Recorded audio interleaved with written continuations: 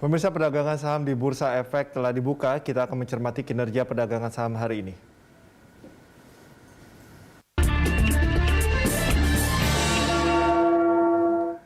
Dan untuk mengetahui pergerakan saham hari ini, kita telah terhubung dengan pendiri LBP Institute, Lucky Bayu Purnomo. Selamat pagi, Mas Lucky.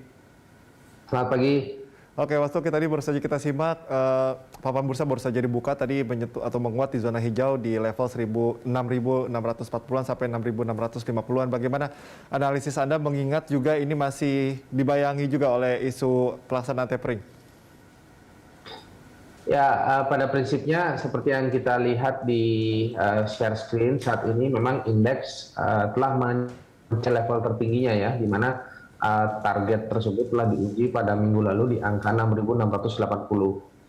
Namun demikian, karena koreksi yang terjadi kemarin bersifat minor, maka untuk hari ini indeks masih cenderung menguat dengan target tertinggi adalah di angka 6.650 hingga 655. Nah, memang potensi tersebut cenderung terbatas oleh karena kinerja harga komoditi saat ini sedang mengalami koreksi, terutama harga minyak dunia yang kita perhatikan cenderung mengalami koreksi lanjutan setelah menguji level tertingginya di level 83 US dollar per barrel. Nah, ini prestasi atau kinerja harga minyak sampai akhir perdagangan tadi malam, di mana angka tertinggi hanya berhasil diuji di angka 84 US dollar per barrel. Nah, itu yang menyebabkan sentimen mengapa indeks harga saham gabungan cenderung bergerak terbatas, sementara Dow Jones setelah mencapai level tertingginya dan harga minyak masih dapat mengalami koreksi. Oke, pendiri Twitter, Jack Dorsey kemarin mengungkapkan bahwa ada kemungkinan AS akan mengalami hiperinflasi. Bagaimana respon pasar merespon hal tersebut? Sentimen tersebut bersifat minor ya, karena atau bersifat temporer.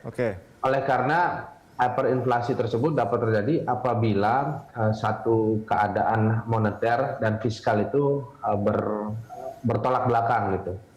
Artinya perjalanan kinerja PDB yang tidak mengalami satu sinyal yang bersamaan itu akan menyebabkan hyperinflasi. Untuk itu saya melihat bahwa sebenarnya itu menjadi sentimen yang minor dan buktinya Dow Jones hampir 1 tahun terakhir dan hingga penutupan kemarin hingga pembukaan hari ini Dow Jones Futures terutama tetap berada dalam zona positif. Hal tersebut menjelaskan bahwa sentimen tersebut tidak memiliki pengaruh yang signifikan. Oke, kalau untuk data foreign direct investment yang akan dirilis pekan ini, apakah cukup signifikan mempengaruhi pergerakan IHSG? FDI pada tahun 2021 saya lihat masih memiliki ruang kenaikan, oleh karena banyak sekali sektor-sektor real yang akan menjadi objek ya dari tujuan perusahaan-perusahaan PMA.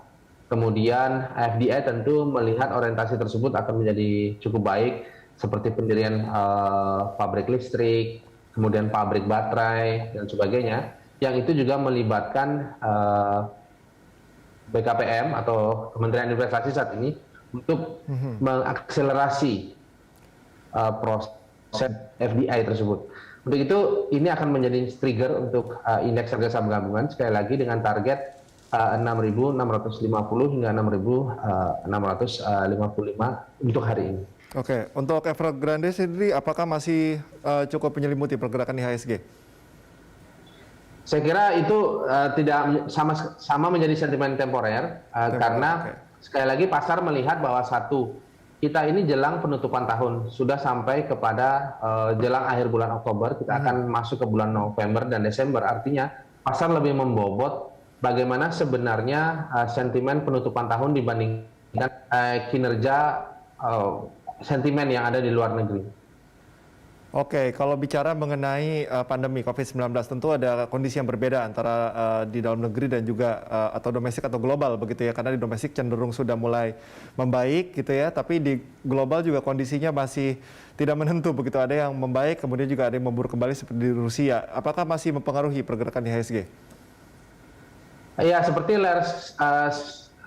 share screen yang saya utarakan melalui gambar ini, memang indeks harga saham gabungan bergerak terbatas karena volume yang ada di sirkulasi transaksi tersebut masih didominasi oleh volume jual. Gitu. Artinya sentimen-sentimen tersebut memang indeks dapat mengalami kenaikan terbatas, tetapi perlu diwaspadai karena apa? Karena masih lebih dominan pelaku pasar itu membatasi transaksi. Gitu. Jadi bukan berarti foreign net sell kemudian domestik itu melakukan secara agresif transaksi jual, tetapi yang dilakukan itu adalah membatasi transaksi sehingga likuiditas itu akan bergerak relatif rendah ya dibandingkan momentum indeks minggu lalu yang berhasil menguji level tertingginya. Oke, kita mencoba mencermati saham-saham. Mas Luki, ini BNI dikabarkan akan akuisisi Bank Mayora ya. Bagaimana prospeknya? Share screen saya untuk saham BBNI atau BNI memang sudah mencapai level tertingginya ya. Kalau kita lihat dari bulan September. Nah, untuk itu sebenarnya momentum ini perlu diwaspadai sekali lagi karena apa? Apresiasi tersebut sudah berlangsung dari bulan September. Dan artinya momentum ini dapat dimaknai sebagai momentum untuk jangka panjang. Apabila proses akuisisi tersebut akan dilakukan dengan proper, maka akan menambah jumlah aset ya, atau nilai aset dari BNI. Tetapi apabila kita lihat bagaimana kinerja sahamnya, nah untuk saat ini sebaiknya dihindari untuk sementara waktu karena banking telah memperoleh apresiasi yang cukup tinggi lebih dari 1 bulan yang lalu. Nah untuk itu sementara hindari sektor banking dan ini dapat dijadikan portofolio jangka menengah dan panjang oleh karena akan nilai aset BNI sebagai pihak yang melakukan akuisisi terhadap satu institusi perbankan. Oke, itu berlaku juga untuk sektor perbankan lainnya dan juga misalnya bank-bank kecil begitu, Mas Luki? Ya, selain BNI juga saya lihat bank-bank kecil yang terutama sudah didorong dengan isu digitalisasi seperti BABP misalnya Bank MNC Bank ya, itu telah mencapai teritori terendah. Nah artinya untuk akhir tahun ini fenomena atau aroma yang dikatakan digitalisasi atau digital bank itu sudah cenderung lebih rendah apresiasinya dan pasar sekarang melihat justru mana saja emiten-emiten yang memiliki underlying atau yang memiliki keterkaitan dengan underlying utama yaitu seperti minyak dunia, kemudian emas, selanjutnya kita lihat bahan-bahan dasar lainnya. Nah itu yang lebih menjadi pilihan yaitu sektor pertambangan. Oke, terakhir Mas Luki, saham-saham apa saja yang layak untuk dikoleksi? Kalau kemarin kita sempat menyimak dari sektor teknologi ini lumayan menjadi primadona. Untuk hari ini seperti apa? Saya lebih melihat pilihan sektor tersebut ada di sektor yang defensif. Nah, kita akan lihat di layar ada kinerja sektor industri dasar, ya basic industry. Nah, kita bandingkan dengan kinerja IHSG dan kita bandingkan dengan beberapa emiten-emiten yang bergerak di basic industry atau sektor dasar semen.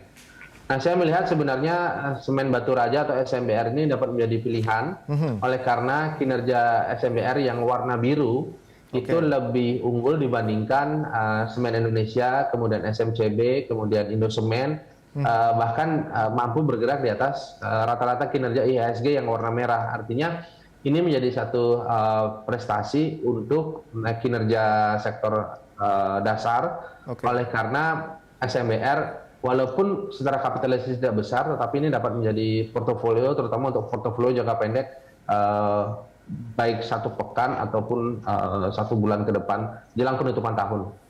Baik, Mas Luki, terima kasih atas informasi serta analisisnya. Pemirsa, demikian pendiri LBP Institute, Luki Bayu Purnomo.